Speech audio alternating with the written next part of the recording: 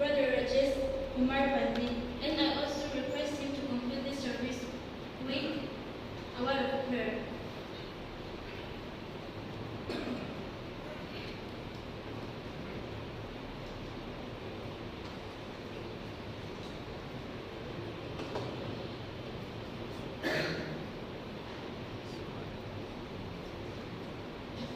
Praise the Lord.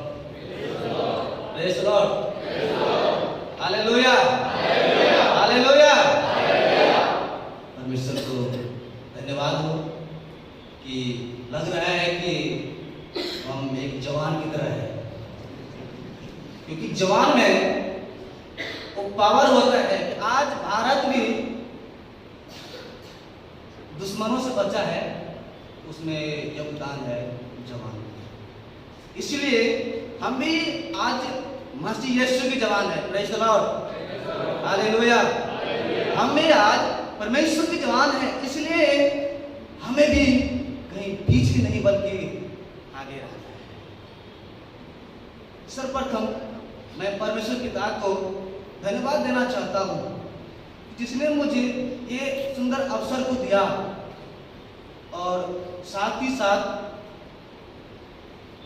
Chaplin ma'am और Chaplin student को और धन्यवाद देना चाहता हूँ आज के लीडर को कि जिन्होंने अच्छी तरीका से किया, और इस आराधना में जिन जिन लोगों ने भाग लिया, परमेश्वर आप सभी को आशीष प्रदान करे। First of all I would like to thank God which had given to me this opportunity, as well as Chaplain ma'am and Chaplain student, and also one give thanks to the leader.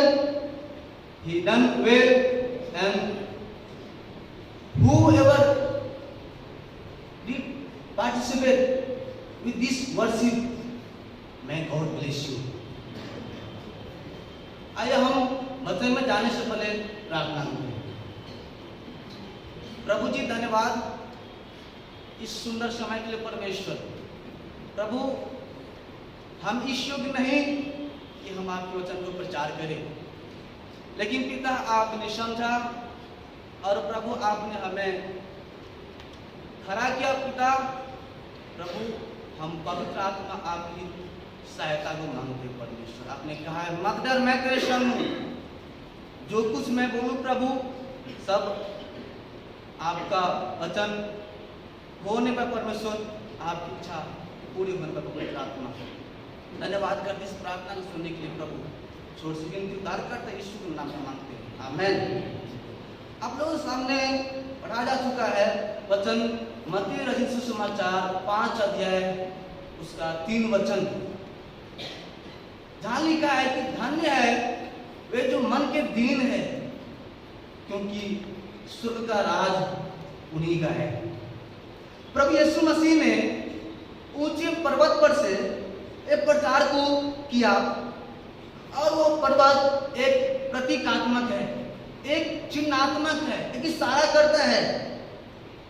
जैसा कि मूसा ने भी उस सीने पर्वत पर से व्यवस्था को पाया। कहा जाता है प्रभु यीशु मसीह को, यीशु मसीह एक नया मूसा है, और यीशु की शिक्षा और मूसा की व्यवस्था में तुलनात्मक पाया जाता है।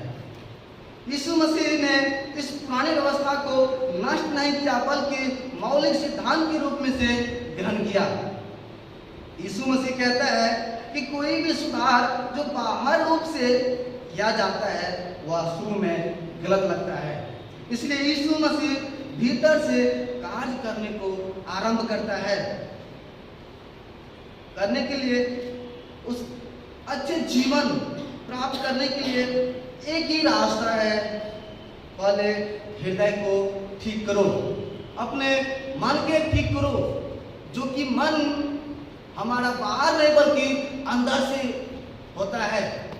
कई बार हम देखते हैं यीशु मसीह के प्रचार से प्रभु यीशु मसीह स्थानों में बोलते हैं कि जो तुम्हारे मन में रहेगा वही बाहर आएगा, वही बाहर आएगा। इसलिए परमेश्वर ने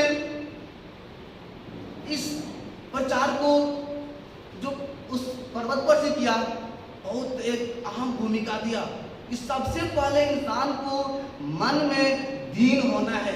blessed are the poor in spirit, आशीषित वो व्यक्ति है जो मन में दीन है, नम्र है। इस आशीषित के लिए संसार भी एक शिक्षा को देता है कि धन्य या आशीषित व्यक्ति वो है जो शक्तिशाली है, धनी है, इस दुनिया में हर चीज को प्राप्त किया है, आत्म संतुष्ट है। लेकिन उसी स्थान पर प्रभु यीशु मसीह इस बात को बताता है कि धन्य, यदि धन्य होना है, हमारे जीवन को ब्लेसित होना है, तो कहता है सबसे पहले मन में दीन होना पड़ेगा, मन में नम्र होना पड़ेगा।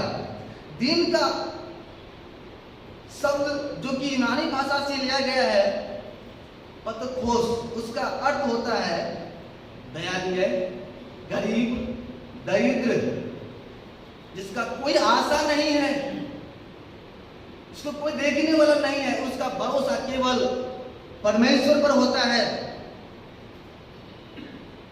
और दीन का अर्थ होता है अपने आप को रिक्त कर देना, खाली कर देना। आई एम नथिंग, मैं कुछ भी नहीं हूं। लेकिन कहता है कि इंसान जो जाती है, जो इंसान का जो कहीं भी आप चले जाइए, चाहे किसी भी धर्म में चले जाइए आप, बोला जाता है कि प्रत्येक व्यक्ति स्वभाव से स्वार्थी, अहंकार तथा घमंड से पाए जाते हैं, घमंड से पाए जाते हैं। जैसे पैसा का घमंड, अपने वीरता का घमंड, अपने ज्ञान का घमंड, बुद्धि का घमंड। लेकिन परमेश्वर कहता है वचन में, यिर्मयाह 9:23, कि बुद्धिमान अपने बुद्धि पर घमंड ना करे, ना वीर अपनी वीरता पर घमंड करे, और ना धनी अपने धन पर घमंड करे, पर घमंड करे इस बात के ऊपर में कि यहोवा मुझे जानता और समझता है। Hallelujah, hallelujah. कई बार इंसान तो अपने सकल सूरत के ऊपर भी घमंड कर देता है, बोलते हैं मेरा सकल सूरत बहुत अच्छा है। लेकिन हमें जानना चाहिए कि इस सूरत को बनाने वाला कौन है। हम कहाँ घमंड करते हैं? हमारा इस सूरत को बनाने वाला एक यहोवा परमेश्वर है, जिसने इस सूरत को बनाया है। बाइबिल गति वचन में नीति वचन 18 उसका 12 वचन पढ़ दीजिएगा कोई व्यक्ति इस बीच में। नीति वचन 12 की 12 लिखा हुआ है, नाश होने से पहले मनुष्य के मन में घमंड और महिमा पाने से पहले नम्रता होती है। आमेन। क्या कहा वचन में कि नाश होने से पहले मनुष्य के मन में घमंड आता है, अहंकार आता है। बड़े घमंड था राजा फिरौन की, जो उसने इस्राएली के ऊपर में गुलाम करके रखा था, उसके ऊपर में कड़ी सजाएं सुनाती थी, क्योंकि उसके साथ से लड़ने वाला कोई नहीं था। लेकिन उन्होंने इस्राएली लोगों ने दीन होकर के परमेश्वर को प्रार्थना किया, उनसे पुकारा, और परमेश्वर ने उनको उत्तर देने के लिए कामयाब रहा, उनको छुड़ाया। तब छुड़ा करके परमेश्वर ने मूसा के द्वारा जा रहे थे, लाल समुद्र आया, पीछे से फिरौन सेना भी आ रहे थे। उसका घमंड था कि हम अपने इस सेना के द्वारा तमाम जितने इस्राएली लोग हैं हम सबको मार डालेंगे, खंडन कर डालेंगे, इसका कौन है देखने वाला। लेकिन जैसे वो घड़ी आता है, प्रार्थना किया मूसा ने परमेश्वर से, दीन होकर के परमेश्वर ने उनके लिए भी उस समुद्र को भी भाग को दो भाग कर दिया है, उस समस्या को भी दो भाग कर दिया है। आज भी हमारे लिए परमेश्वर कैसी भी परिस्थिति में, समस्या समस्या को दो भाग करने के तैयार है। Hallelujah, hallelujah. आज भी वो परमेश्वर जिंदा है, आज भी हमारे साथ में है परमेश्वर।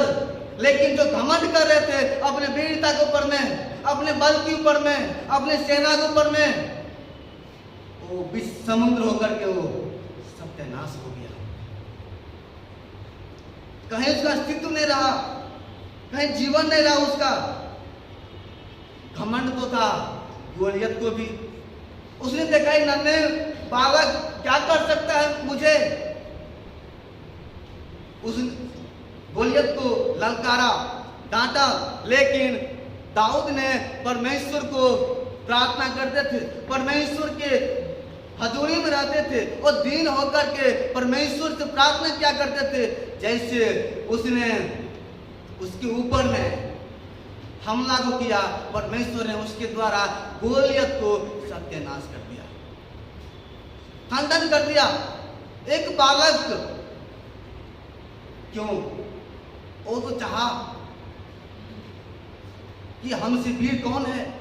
कई बार हो सकता है हमारे जीवन में, कई बार हमने अपने कैंपस के अंदर में, चाहे क्लास हो, चाहे हमारे हॉस्टल हो, जो कमजोर व्यक्ति होते हैं उसको हम दबाते हैं तो कुछ नहीं कर सकता है, चलो जो मन होता है उसको बोल दो। याद रखे, ये घमंड, हम दीन नहीं है, जैसे आता है कौन क्या करेंगे इसका, हमारा अथॉरिटी बड़ा है, हमारा डोमिनेशन बड़ा है, हम ऊपर वाले से बात कर लेंगे। लेकिन उस व्यक्ति को हम दबाते हैं। दबाया तो था फिरौन भी, लेकिन उसको परमेश्वर ने निकाल दिया। याद रखिए कि हमारे अंदर में यदि इस प्रकार का गुण है तो हमारा जीवन भी उस नष्ट होने के कगार पर है। वचन स्पष्ट कहता है, नीति वचन में हमने पढ़ा कि नाश होने से पहले मनुष्य के मन में घमंड आती है। कौन क्या करेगा, कौन है इसको देखने वाला? लेकिन कमजोर व्यक्ति को देखने वाला तो परमेश्वर यहोवा है। और इसलिए जिस व्यक्ति को आत्मा में दीन नहीं है, उसकी मुलाकात परमेश्वर से नहीं हुई। वो तो कहता है हम तो थियोलॉजी करते हैं, हम तो ये करते हैं, हम तो प्रार्थना करते हैं। भाई और बहन, प्रार्थना तो दो व्यक्ति भी किया था, एक सदूकी और दूसरा चुंगी लेने वाले भी। सदूकी तो कहता है परमेश्वर मैं तो दशमांश देता हूँ, मैं उपवास करता हूँ, मैं ये करता हूँ, बहुत सारे बात सुनाया एकदम से। लेकिन उस स्थान पर उस चुंगी लेने वाले ने भी प्रार्थना किया, हे परमेश्वर, इस मेरी पाप की दशा पर प्रभु आपकी दया होने पर परमेश्वर आप अनुग्रह कर परमेश्वर। उसने तो बड़ी दीनता होकर के प्रार्थना किया, नम्र होकर के प्रार्थना किया। तभी तो कहता है वचन में कि दूसरा इतिहास 7:14 कि तब यदि मेरी प्रजा के लोग जो मेरे कहलाते हैं दीन होकर के प्रार्थना करे तो मैं स्वर्ग में से सुनकर उनका पाप क्षमा करूंगा और उनके जीवन, उनके घर को ज्यों का त्यों बनाऊंगा। और कहता है वचन में कि मैं तुमसे कहता हूं कि वह दूसरी नहीं परंतु यही मनुष्य घर में ठहराया जाकर अपने घर गया, परंतु जो कोई अपने आप को बड़ा बनाएगा वो छोटा किया जाएगा। हम तो बोलते हैं हम तो बड़े मिशनरी हैं, हम तो बड़े पास्टर के रूप में हैं, लेकिन हमारा जीवन कहाँ है? एक दूसरे पर अधिकार चलाने वाले। याद रखिए अपने आप, आज हमें भी इस बात से देखने की जरूरत है कि उस अधिकार कहीं हमारे जीवन को नष्ट के कगार पर तो नहीं लेके जा रहा है। कहते वचन परमेश्वर, इसलिए परमेश्वर उन्हें ग्रहण करता है, उन्हें उठाता है, उन्हें बढ़ाता है जो सचमुच उसके सामने दीन बनता है। भजन संहिता 72:4 कहता है वह प्रजा के दीन लोगों का न्याय करेगा और दरिद्र लोगों को बचाएगा और अंधेर करने वालों को चूर चूर कर देगा। वो पहला पत्रस 5:5 में कहता है कि परमेश्वर अभिमानियों का विरोध करता है परंतु दीनों पर वह अनुग्रह करता है। हम सभी को पता है धनी मनुष्य और निर्धन लाजर के जीवन से, धनी मनुष्य तो अपने जीवन में अच्छा से जिया, हर चीज को पूरा किया। राजा था, दादी के साथ में चलाया, लेकिन उसके डेवडी पर, उसके दरवाजा पर एक लाजर था, निर्धन था, उसको कोई देखने वाला नहीं था, उसके जूठन से उसका पेट भरता था।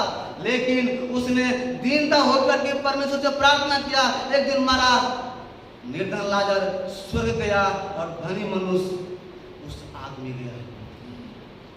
हम यहाँ में किसी को डिफाइन नहीं कर सकते हैं कि कौन नरक जाएगा, कौन स्वर्ग जाएगा, लेकिन परमेश्वर के वचन से हम देख सकते हैं जो अपने आप को दीन किया, नम्र को किया।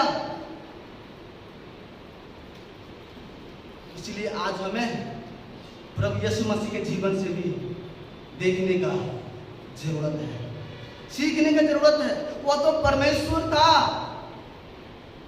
वो तो राजाओं के राजा था, उनके पास तो स्वर्ग और पृथ्वी का सारा अधिकार था, लेकिन उन्होंने भी दीन किया, नम्र को किया। कहता है पौलुस यीशु मसीह के बारे में फिलिपियों की किताब 2:5 से, जैसा मसीह यीशु का स्वभाव था वैसा ही तुम्हारा भी स्वभाव हो। आज हम मसीह के नाम से हम सेवकाई करने के लिए निकल पड़े हैं। हम तो कहे जाते हैं हम तो यीशु के वचन प्रचार करते हैं, हम तो पास्टर हैं, लेकिन हमारा जीवन आज भी दुनिया वालों से बेहतर है।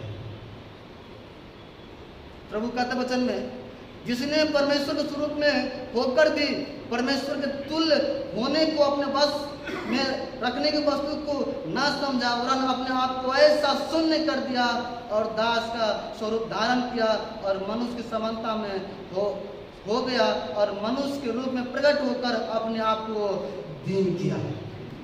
वो तो राजा था, उनको तो एकदम से घमंड करना चाहिए, इंसान के ऊपर में तो राज चलाना चाहिए, लेकिन उसने दीन हो गया अपने आप को। हमारा और आपका जीवन कहाँ है? देखने का समय है ये। क्या सच में हमारा जीवन दीन है? हमारा आपका स्वभाव उस यीशु की तरह है? हम नाम को लिए सेवकाई ना करें, बल्कि हम परमेश्वर के लिए सेवकाई करें। इसीलिए परमेश्वर का वचन कहता है कि इस कारण परमेश्वर ने उसको अति महान किया और उसको वह नाम दिया जो सब नामों में श्रेष्ठ है। आज हमें भी परमेश्वर महान करेगा, ऊंचे बनाएगा परमेश्वर। अपने आप को हमें यीशु की तरह बनाना है, यीशु की तरह सिखाना है। तभी तो प्रभु यीशु मसीह ने उस पहाड़ी उपदेश से इस शिक्षा को दिया कि धन्य है वे जो मन के दीन है, स्वर्ग का राज उन्हीं का है। स्वर्ग के बारे में बात कर रहे हैं वहां में। आज हम तो बड़े ऐशमौज से हर चीज के साथ में हम कर रहे हैं, लेकिन हमारा मन दीन नहीं बल्कि एकदम कट्टर की तरह है।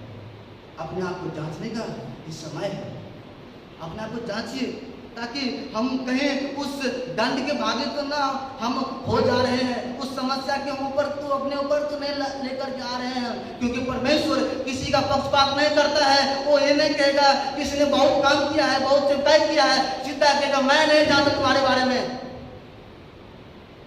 तुम कौन हो। ये घड़ी अपने जीवन को वचन से देखने के लिए आइए हम प्रार्थना करें इस वचन के द्वारा।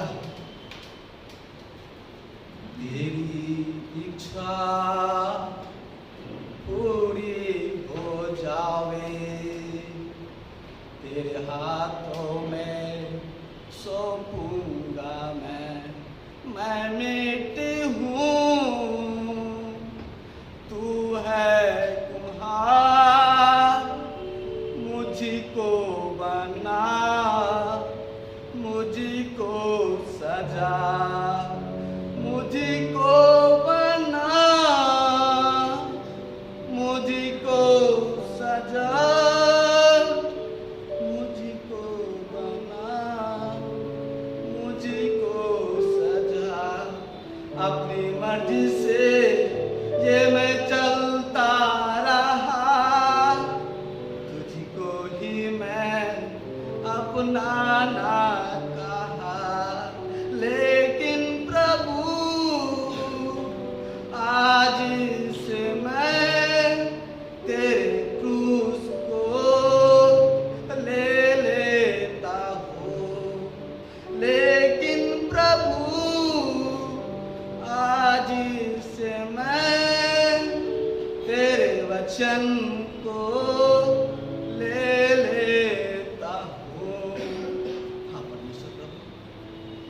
कई बार हम अपने जीवन में परमेश्वर हम अपने मर्जी के अनुसार चलते हैं प्रभु, जिसके कारण प्रभु आप पे ठेस पहुंचते पिता परमेश्वर। लेकिन पिता आज हम प्रार्थना करना चाहते हैं प्रभु, इस प्रकार का जीवन यदि हमारे अंदर में है पिता प्रभु, इन सबसे पिता हमको अलग कर दीजिए प्रभु।